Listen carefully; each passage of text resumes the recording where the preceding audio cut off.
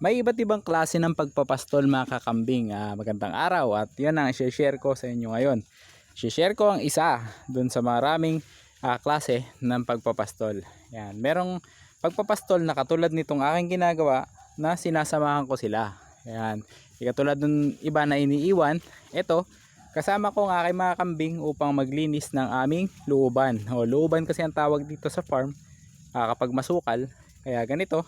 Ayan, nililinis natin para mataniman natin ang iba pang mga pananim. Kita nyo naman.